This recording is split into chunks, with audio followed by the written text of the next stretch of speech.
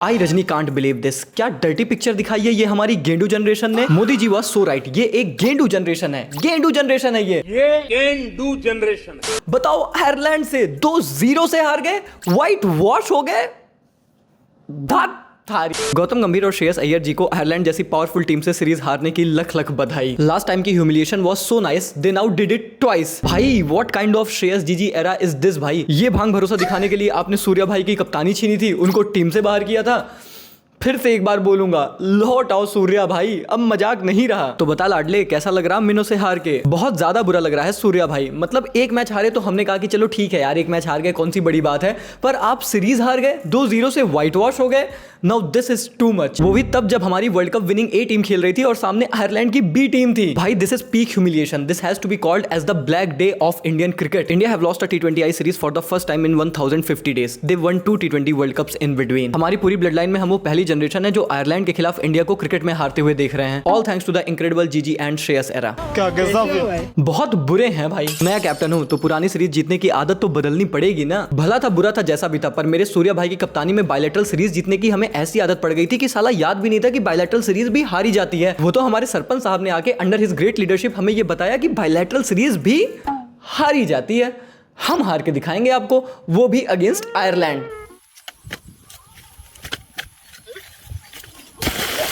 Bro made Shreyas Iyer the T20 I captain just to show everyone how fraud captain and player he is। भाई captain और player दोनों तो बढ़िया ही है, पर लगता है साला किसी की नजर ही लग गई है। I mean, जिस तरीके से आईपीएल में कप्तानी करते हुए एक डाउनफॉल पंजाब का हमने देखा, और उसके बाद अब इंडियन टीम की कैप्टनसी और अपने पहले ही कैप्टनसी स्टिंट में 2-0 से अगेंस्ट आयरलैंड हिस्टोरिक हार झेलना, that has to be some kind of real curse भाई। Shreyas Iyer in last 15 innings in T20 I's, runs 232, average 16.6, strike rate 121, and he is the captain of our team। And then no doubt कि vice कप्तान तिलक वर्मा क्यों हैं। हम सबको पता है कि आईपीएल के लास्ट 2 सीजन श्रेयस अय्यर के लिए फिनोमिनल रहे हैं, और उसी की वजह से उनको डायरेक्टली टीम इंडिया का कैप्टन बनाया भी गया। इवन जबकि वो T20 क्रिकेट बहुत सालों से इंडियन टीम के लिए नहीं खेले थे, लेकिन उनके पुराने T20 इंटरनेशनल रिकॉर्ड्स भी यही कहते थे कि उनके रन्स नहीं आते थे, शायद इसीलिए वो T20 सेटअप का हिस्सा नहीं थे। फिर उन्होंने आईपीएल में रन्स बनाए, अब सीधा कप्तान बन गए, पर 2 मैचेस निकल गए हैं और रन्स अभी भी नहीं आए हैं। ऑब्वियसली 2 मैच कोई बहुत बड़ा सैंपल साइज नहीं है, और अभी आने वाली इंग्लैंड की 5 मैच की सीरीज काफी कुछ जरूर डिफाइन करेगी। बट क्योंकि सामने आयरलैंड थी, आप दुनिया की बेस्ट टीम हो, आप वर्ल्ड चैंपियन हो, और एक वर्ल्ड चैंपियन टीम के आप कप्तान हो, तो डेफिनेटली आप तो अंडर रडार आओगे जब ऐसी हिस्टोरिक व्हाइट वॉश इंडिया को फेस करनी पड़ेगी। When Indian men and women both lose, Sunday बर्बाद Ben Stokes. As a cricket fan ये साला दिन ही बड़ा खराब था और टाइम ही अजीब चल रहा है। India man white washed by Ireland, India women knocked out of T20 world cup, Ben Stokes retired, West Indies are close to winning a test versus Sri Lanka by an innings, Zimbabwe dominating Bangladesh in test, some shameful records under Gambhir and Agarkar, got whitewashed in the test series versus New Zealand at home, got whitewashed in the test series versus South Africa and home, lost ODI series 2-1 versus New Zealand at home, got whitewashed in a T20 I series versus Ireland away। Gautam गंभीर, ऐसी कोई series नहीं जो मेरी mentorship में ना हारी हो। मुझे पता है इस पे गंभीर साहब यही कहेंगे कि I am the same coach जिसकी कोचिंग में आप वर्ल्ड कप और चैंपियंस ट्रॉफी जीते हो, पर जीजी साहब वर्ल्ड कप और चैंपियंस ट्रॉफी तो हम दूसरों की कोचिंग में भी जीते थे, पर आयरलैंड से आज तक किसी की कोचिंग में नहीं हारे थे।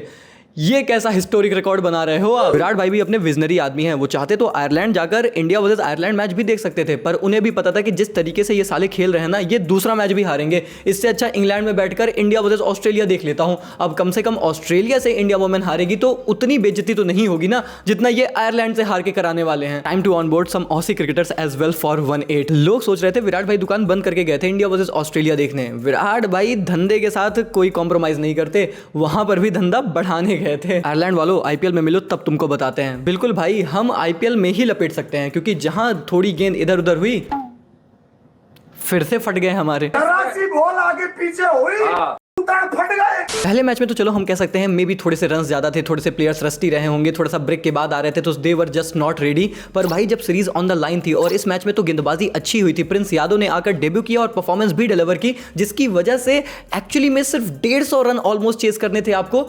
यार आप वर्ल्ड की बेस्ट टीम हो, आपके पास दुनिया के तबाही ताबड़तोड़ किस्म के बल्लेबाज हैं, and you are just not being able to chase 150 against Ireland. वो तो लास्ट में हर्षित राणा ने चलकर वो ब्लाइंडर नॉक खेल दी, जिसकी वजह से ये रन का डिफरेंस 1 रन से दिखा रहा है स्कोर बोर्ड पे, वरना आपको भी पता है कि कितना गंदा हगा था हमारे सो कॉल्ड टॉप बैटर्स ने।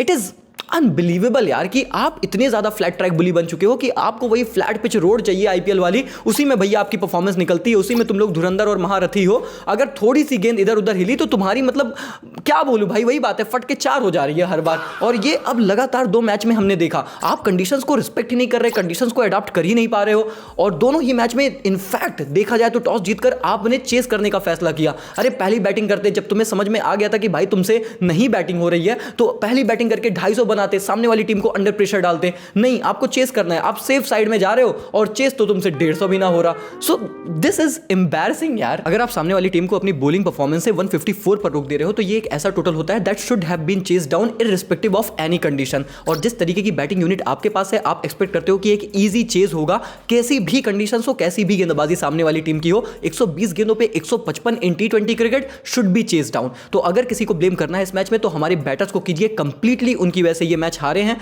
और क्यों नहीं हारोगे, क्योंकि बॉलिंग में ब्लेम करने के लिए इस मैच में तो प्रसिद्ध कृष्णा खेल भी नहीं रहे थे। Bro Prince Yadav gave only 22 run in 4 overs and 3 wickets also. प्रसिद्ध लिख रहा है, फेक है, एआई है। मैं ना मानता भाई, ये 4 ओवर में 22 कौन खाता है, 4 ओवर में 40 तो मिनिमम होते हैं। For first time in T20I format both Indian openers scored golden duck in a same match. भाई यार मुझे तो लगता है वैभव के तारे इतने मजबूत है ना कि उस बंदे को इस मैनेजमेंट ने खिलाया नहीं। ऐसी पनौती लगी इनके ओपनर्स को कि इनके रन ही नहीं निकले इस पूरी सीरीज में, और दोनों बेचारे 0 पर आउट हो गए भाई इस मैच में। क्रेजी भाई। वैभव भाई जो होता है अच्छे के लिए होता है। और मैं ये क्यों कह रहा, देखो अगर वो शुरू में नहीं खेल रहे थे तो मुझे बुरा लग रहा था, अजीब लगा कि क्यों नहीं खिला रहे हो यार इस बंदे को, एटलीस्ट आयरलैंड के खिलाफ मौका नहीं दोगे तो कहां दोगे।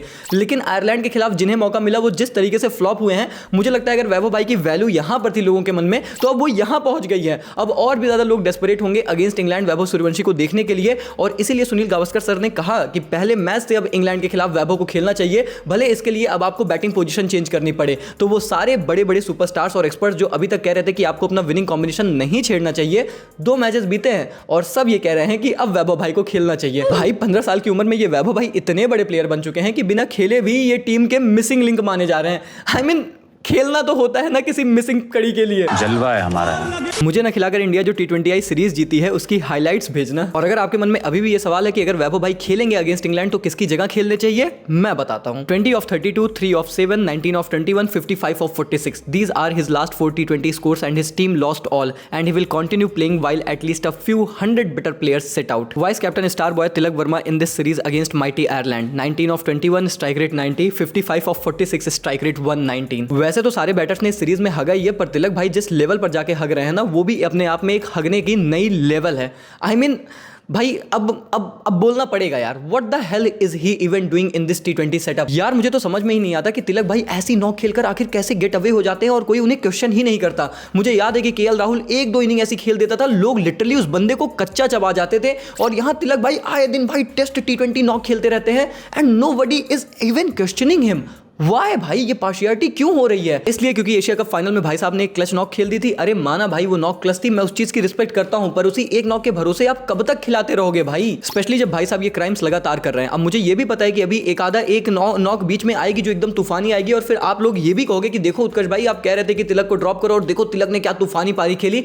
बट यही तो मैं समझाना चाहता हूं कि that has been his trend for like forever now, कि वो 4-5 ऐसे हगने वाली इनिंग्स खेलते हैं और फिर एक ब्लास्ट वाली आती है और उसकी वजह से अगली 2 सीरीज खेल जाते हैं। अब आप मुझे बताओ इस मैच में जितनी गेंदें तिलक वर्मा ने खेली थी, 45 बॉल 50 बना रहे हो आप इन हाई T20s इन 2026। यार आपसे अच्छा आयरलैंड के बैटर्स खेल रहे हैं जो शाम को जाकर ना अभी दिहाड़ी भी करेंगे यार। वो आपसे बेटर स्ट्राइक रेट से खेल के जा रहे हैं सिर्फ इसलिए क्योंकि कंडीशंस थोड़ी सी अनइवन है और आप लोगों को कोई क्लू है ही नहीं जिस तरीके की फ्लैट पिच पर खेलने का आपको आदत पड़ गई है। जिस तरीके से ये मैच पैन आउट हुआ है, आई थिंक 24 बॉल पे समथिंग अराउंड 46 रन ऐसा कुछ चाहिए था। तिलक वर्मा स्ट्राइक पर थे, आप सेट हो गए थे, आपने ऑलमोस्ट अपनी 50 बना ली थी, आपने 40+ गेंदें खेल ली थी। आपकी रिस्पांसिबिलिटी बनती है कि अब आप टीम को ओवर द लाइन लेकर जाओ। यही होता है एक ट्रू क्लच प्लेयर की निशानी, स्पेशली नंबर 3 का अगर कोई बैटर है। और अगर हमने विराट कोहली जैसे प्लेयर को over the years team India के लिए खेलते हुए देखा है तो यही करना होता है। पर आपने क्या किया, एक छक्का लगाया और दूसरी गेंद टांग दी हवा में। विराट कोहली बनने के चक्कर में बाबर आजम बन चुका हूं। काफी लोगों को यह भी लगेगा कि हर्षित राणा जिस तरीके से बैटिंग कर रहे थे वो टीम को मुकाबला जिता देते अगर वो सिंगल न लेते। उस सिंगल की शायद कोई नीड नहीं थी और उसके बाद फुल टॉस पे आपने अपनी कैच दे दी।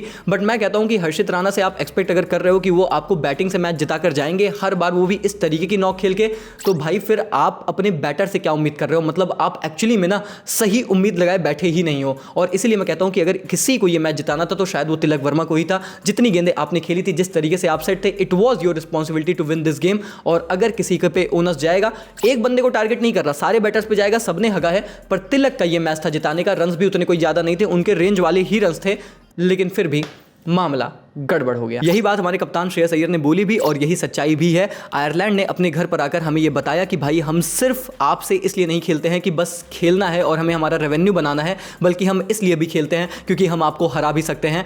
एंड भाई hats off to this team, to their effort, the way they have performed. I mean एक मैच आपने जीता, it could be a luck, लेकिन दूसरा मैच जीतकर उन्होंने बताया कि फ्लूक नहीं था, वो हमारी मेहनत थी, हमारी डिटर्मिनेशन थी, हमारी सीरीज जीतने की जुनून थी, हमारे देश में क्रिकेट के राइज की कहानी थी। वरना ये तो सबने सोचा था कि आयरलैंड और इंडिया के बीच के सीरीज में प्लेयर ऑफ द सीरीज तो इंडिया का ही कोई बंदा होगा, पर वो बंदा जय मुंद्रा होगा ये किसी ने नहीं सोचा था। खैर सोचा तो किसी ने ये भी नहीं था कि थर्ड टेस्ट में वापसी करने के बाद भी बेन स्टोक्स इंटरनेशनल क्रिकेट से अचानक से रिटायरमेंट की अनाउंसमेंट कर देंगे। आई मीन लिटरली भाई I was shocked and shattered. मैं इस बात को एक्सेप्ट करने को तैयार नहीं हूं कि बेन स्टोक्स के रिटायरमेंट का टाइम था। ईजिली 2-3 साल की क्रिकेट उनके अंदर बाकी थी, पर भाई मैं कहूंगा कि अगर इंग्लैंड क्रिकेट ने उन्हें फोर्स किया रिटायरमेंट के लिए ना, तो this is just unreal downfall of England cricket. This is plain stupid. और जिस तरीके से चीज़ें पैन आउट हुई, उनकी कंट्रोवर्सीज, और उसके बाद वो थर्ड टेस्ट में वापस आते हैं, लगता है कि सब कुछ नॉर्मल है, कप्तानी भी करते हैं, और फिर अचानक से ड्रेसिंग रूम में जाकर अपने बॉयज़ को बता देते हैं कि भाई दैट इज इट, इसके बाद मैं आपको अंतर्राष्ट्रीय क्रिकेट अब कभी खेलता हुआ नजर नहीं आऊंगा। This is heartbreaking. Ben Stokes, you may like him, you may not like him, but भाई मैं तो इस बात का फिर्म बिलीवर हूं that he was one of the greatest clutch player that I have ever seen, one of the best allrounder that I have ever seen in our cricket history. Actually में I guess Ben Stokes was a real life who used to play cricket for aura farming. That is it भाई। Bro was the true definition of जहां matter बड़े होते हैं वहां Ben Stokes खड़े होते हैं। भाई ने 2019 और 22 का वर्ल्ड कप इंग्लैंड को सिंगल हैंडेडली फाइनल में जाकर अपनी परफॉर्मेंस से जिताया था, और फिर उनकी वो हेडिंगली की test master class, one of the greatest day in test cricket history, one of the greatest moments in test cricket history, कैसे भूल सकते हैं हम यार। और जिस तरीके से आज भी वो क्रिकेट खेल रहे थे, इंग्लैंड के लिए अभी भी सबसे बड़े एसेट रहे हैं, सबसे बड़े फेस रहे हैं। ईजिली भाई 2-3 साल की क्रिकेट और बाकी थी, और जिस तरीके से चीज़ें पैन आउट हुई, it is even more disappointing. But again जैसा बेन स्टोक्स ने कहा कि भाई अब मेरे अंदर ना वो फाइट बैक करने की बात रह नहीं गई है, I am done with this, और उन्होंने रिटायरमेंट अनाउंस कर दी। I think it is like an end of an era kind of thing for England for sure, but very disappointing, very heart breaking। और मुझे लगता है कि शायद अगर उन्होंने मतलब डेस्परेटली ये डिसीजन लिया है तो शायद उन्हें और सोचना चाहिए, बट अगर वो नहीं सोचते हैं या उन्होंने फाइनली ये चीज़ डिसाइड कर ली है तो best wishes, thanks for all the memories Ben Stokes. But भाई अभी और खेलना था यार, बढ़िया प्लेयर है, बड़ा प्लेयर है भाई, आई एडमायर्ड हिम अ लॉट यार, बड़ा प्लेयर, बड़ा क्लच प्लेयर, हमेशा अपने आप को झोंका है अपनी टीम के लिए। हमने हमेशा ये चीज़ देखी, कितने आईपीएल के कॉन्ट्रैक्ट मिस कर दिए भाई just to play for England and play try to perform for England. तो बड़े प्लेयर, बड़ा निशानी, और अचानक से छोड़ दिया इस क्रिकेट को। खैर फिलहाल वीडियो में इतना ही। जैसा मैंने बोला, साला संडे ये दिन ही खराब था हम क्रिकेट फैंस के लिए, तो इसको बस बुरे सपने की तरह भूल जाएं। That's all we can do, and let's just focus on England series, and hopefully उस सीरीज में वैभव सूर्यवंशी हमें देखने को मिले। ये राइट, यही आप भी चाहते हो, यही मैं भी चाहता हूँ। मिलते हैं इंग्लैंड सीरीज में। वीडियो को लाइक करिए, चैनल को सब्सक्राइब करिए। मिलते हैं, तब तक के लिए take care, goodbye, thank you so much.